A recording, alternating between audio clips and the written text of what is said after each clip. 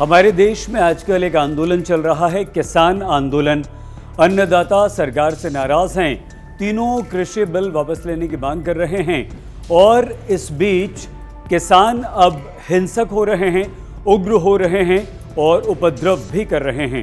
ये हम इसलिए कह रहे हैं क्योंकि अकेले पंजाब में रिलायंस जियो के 1500 टावर्स को तोड़ दिया गया, नुकसान पहुंचाया गया और इससे जो टेलीफोन सेवा है वो बुरी तरह से प्रभावित हुई है, बाधित हुई है, क्योंकि ये टावर्स रिलायंस के हैं ऐसा किसान मान रहे हैं और ऐसा आप और हम भी जानते हैं, जबकि ये सच्चाई बिल्कुल नहीं है।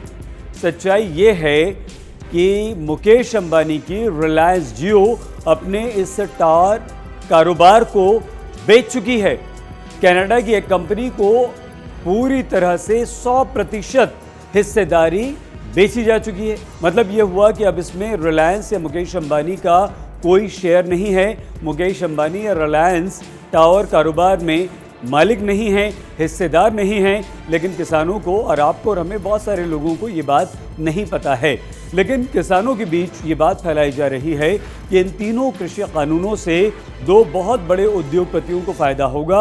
उनमें से एक उद्योगपति है मुकेश अंबानी और दूसरे हैं गौतम अडानी। इसी बात से नाराज किसान रिलायंस के टावर्स या टेलीफोन के टावर्स को रिलायंस का मानकर उन्हें नुकसान पहुंचा रहे हैं, उन्हें तोड़ रहे हैं, जिसकी वजह से टेलीफोन सेवा तो प्रभावित हो ही रही है, लेकिन ज़बरदस्त नुकसान भी, आर्थिक नुकसान भी हो रहा है।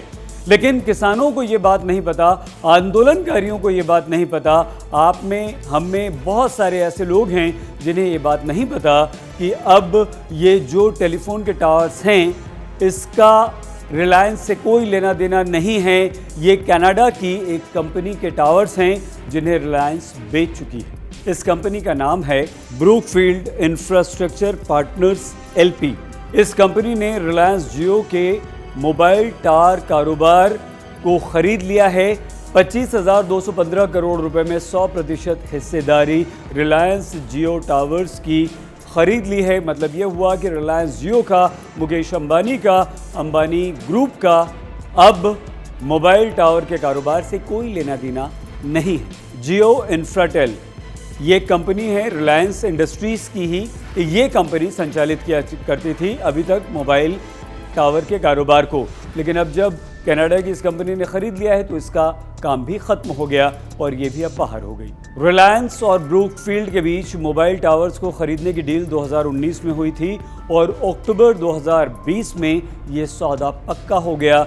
मतलब साफ तौर पर यह हुआ कि अब मोबाइल टावर कारोबार में रिलायंस जियो का कोई रोल नहीं है। लेकिन हाँ, जो सौदा हुआ है और सौदे का जो एग्रीमेंट हुआ है उसके अनुसार जियो इनकी मुख्य टेनेंट होगी। 30 साल तक जियो इनका इस्तेमाल करेगी और कंपनी को किराया देगी।